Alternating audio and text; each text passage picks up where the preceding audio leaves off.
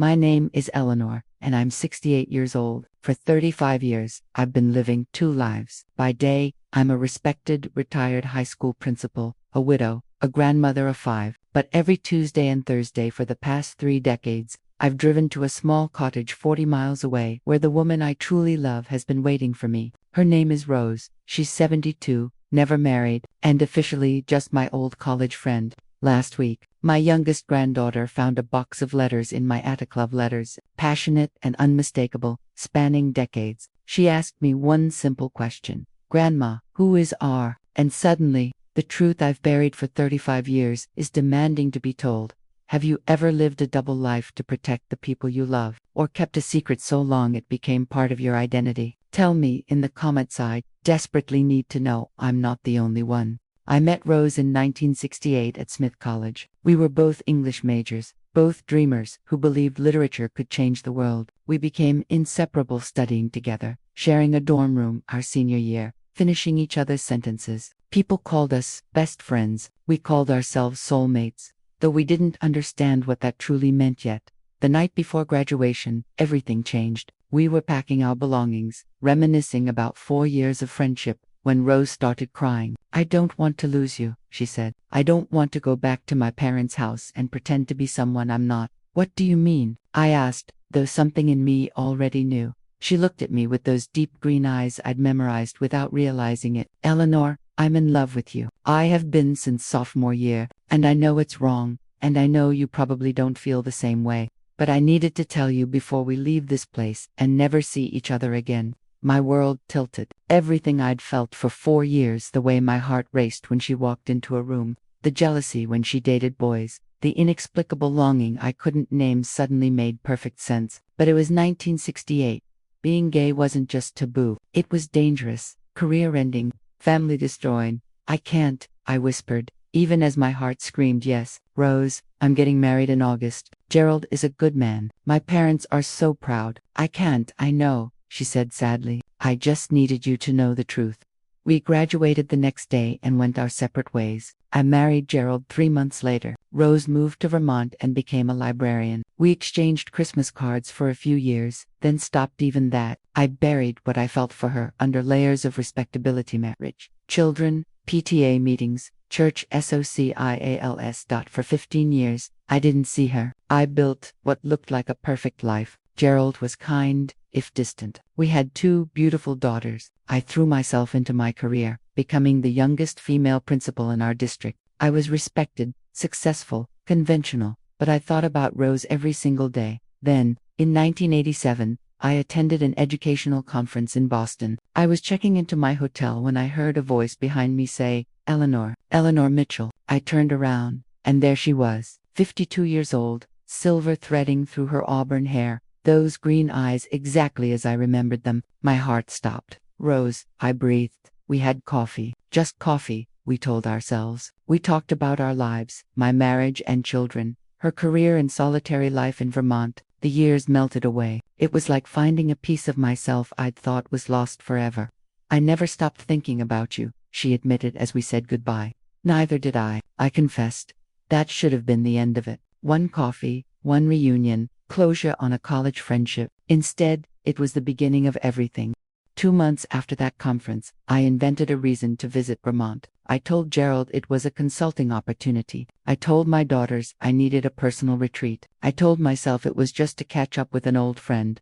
Rose lived in a small cottage surrounded by pine trees, with a wood-burning stove and bookshelves covering every wall. It was everything I'd dreamed of, and nothing like my suburban life. We spent the weekend talking, laughing, remembering who we'd been before. Life demanded we become someone else. On my last evening there, as we sat by the fire drinking wine, Rose took my hand. "Eleanor, I need to know something. Did you come here as my friend, or as something more?" I'd spent 15 years being the perfect wife, the perfect mother, the perfect professional. I'd buried my truth so deep I'd almost convinced myself it wasn't real. But sitting there with Rose's hand in mine, I couldn't lie anymore. "Something more," I whispered. "It's always been something more."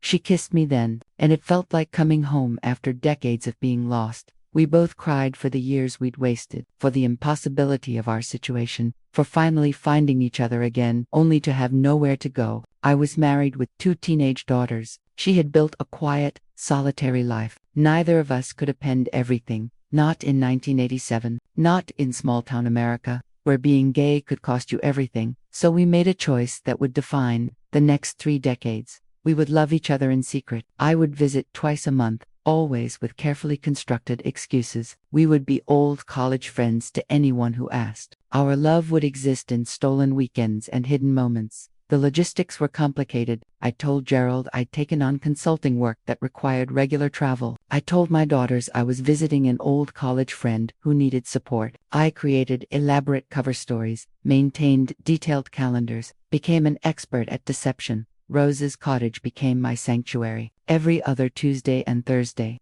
I'd drive those 40 miles feeling like I was shedding one identity and claiming another. With Rose, I could be Eleanor, Mrs. Mitchell, not Principal Mitchell, not Mom, just Eleanor, a woman in love. We created rituals. I'd arrive Thursday evenings and leave Sunday mornings. We'd cook together, read to each other, take long walks in the woods where no one knew us. We'd talk about everything: books, politics, our dreams, our regrets. We'd make love slowly, treasuring every moment we had. But Monday mornings, I'd drive back to my other life, and Rose would become a secret again. I'd walk into my house and resume my role as Gerald's wife, my daughter's mother, the respected principal. The compartmentalization was exhausting but necessary. Years passed. My daughters went to college, got married, had children. Gerald retired. Rose and I continued our twice-weekly meetings, our love deepening even as the lies compounded. We celebrated anniversaries in secret, marked milestones no one else knew existed.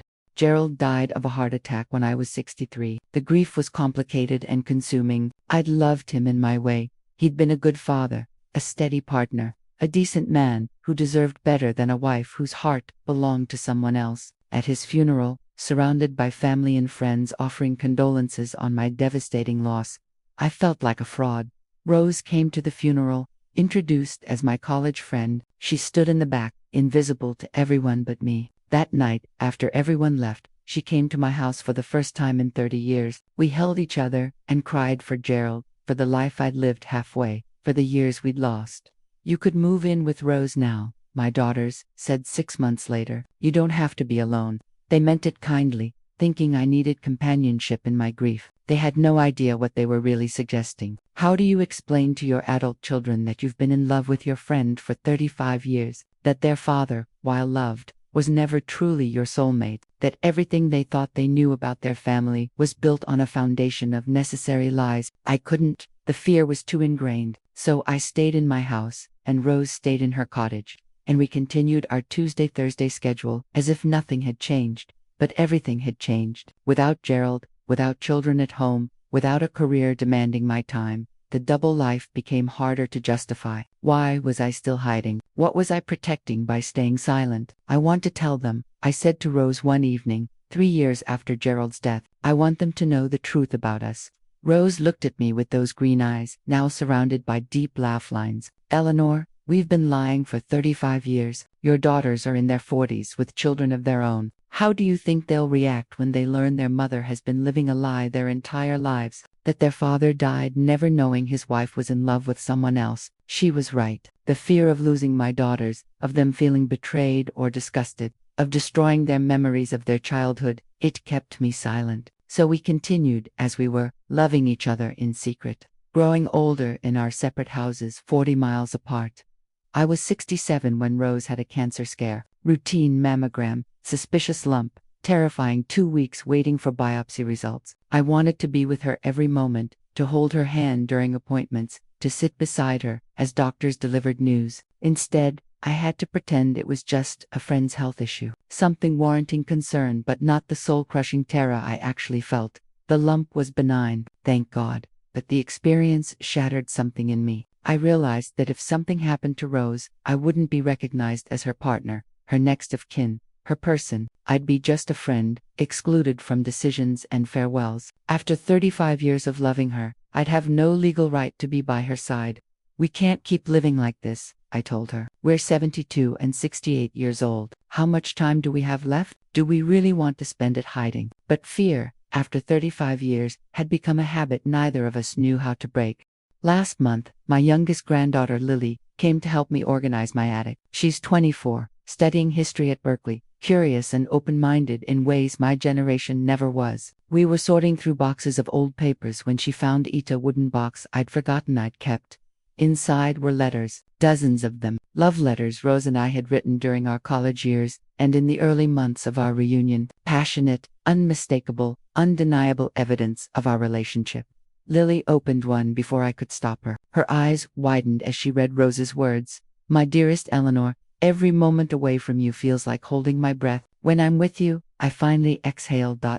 Grandma, Lily said slowly, who is R? My heart stopped. 35 years of secrets, hanging in the balance with that one question. I could have lied. I'd lied for decades. One more lie would have been easy. I could have said they were from a college friend, that we'd been dramatic and romantic in our youth, that it didn't mean what it appeared to mean. Instead, I looked at my granddaughter's open, curious face, and said, R is Rose. You've met her. She comes to family gatherings sometimes. She's introduced as my college friend. But these letters, Lily held up another. Grandma, these aren't friend letters.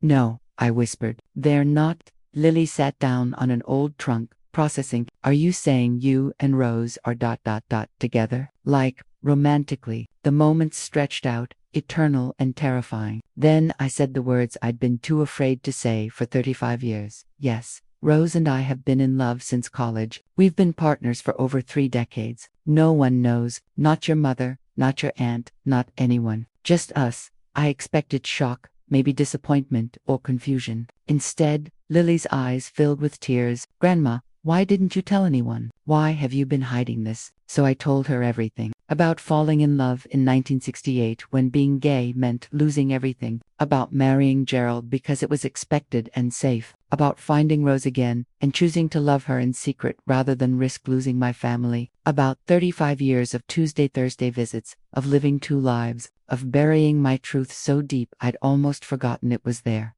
Lily listened to it all, then said something that broke my heart. Grandma, you've wasted so much time being afraid. The world has changed. We've changed. Don't you think your daughters would want you to be happy? Don't you think they'd want to know the real you? What if they can't accept it? I asked, voicing my deepest fear. Then that's their problem, not yours, Lily said firmly. But Grandma, you're 68 years old. You deserve to live your truth, whatever time you have left. Lily convinced me to invite my daughters over, both of them, together. I also asked Rose to come, though I didn't tell her why. For the first time in 35 years, Rose sat in my living room while my family gathered. My daughters Catherine, 52, and Jennifer, 49, looked confused about the mysterious family meeting. Rose looked terrified, squeezing my hand when no one was watching.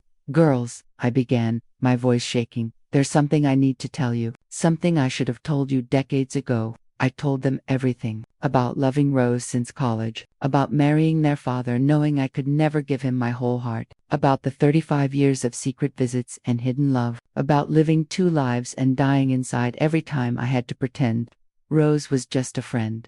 The silence when I finished was deafening. Catherine stared at me like I was a stranger. Jennifer had tears streaming down her face. Rose held my hand openly now, our secret finally visible. Did Dad know? Catherine finally asked. No, I don't think so. I hope not. He deserved better than that. You lied to us our entire lives, Jennifer said quietly. Everything we thought we knew about our family was a lie. Not everything, I protested. I loved you both more than life. That was never a lie. Your father loved you completely. That was real. The only lie was about me, who I am, who I love. Catherine stood up abruptly. I need time to process this. She left without looking at Rose. Jennifer stayed. She looked at Rose, really looked at her, for the first time. How long have you loved my mother? Since we were 20 years old, Rose said quietly. 52 years. Jennifer's expression softened slightly. That's longer than most marriages last. She turned to me. Mom, I'm hurt that you didn't trust us enough to tell us, but I also can't imagine living in the fear you must have felt. I need time, but I don't want to lose you, either of you. It's been 3 weeks. Catherine still isn't speaking to me. Jennifer has been cautiously warming up, even inviting Rose to dinner. Lily has been my champion, talking to her mother and aunt. trying to bridge the gap. Yesterday, Rose and I went grocery shopping together in my town, not hers. Mine, and held hands in public for the first time. An old neighbor saw us and smiled. "It's so lovely to see you happy, Eleanor," she said. "I'm 68 years old, and I'm finally, terrifyingly, hopefully free. I won't lie to you, coming out at 68, after hiding for 35 years, has been devastating and liberating in equal measure. I've lost relationships, faced judgment, hurt people I love. Catherine may never fully forgive me, and I have to live with that. But here's what I've gained: myself, the ability to introduce Rose as my partner, not my friend, the freedom to love her openly, after decades of hiding, the possibility of whatever years we have left being lived authentically, instead of in shadow. Rose is moving in with me next month. After 35 years of Tuesday-Thursday visits, we're finally going to live together like the partners we've always been. We're 72 and 68 years old, and we're starting over. If you're reading this and you're hiding, whether it's your sexuality, your truth, your authentic self, please know it's never too late. Even at 68, even after decades of lies, you can choose honesty. You can choose yourself. The consequences are real, but so is the freedom. I buried my truth for 35 years, thinking I was protecting the people I loved. What I was really doing was protecting my fear. And fear, no matter how long you fed it, is still just fear. Your turn. Have you ever buried an important truth about yourself? What would it take for you to stop hiding and start living authentically? Share your story in the comments. This community is here for you. If this story resonated with you, please share it with someone who needs to know they're not alone. It's never too late to be free. Remember, the truth will set you free, but first, it will scare you to death. Choose freedom anyway.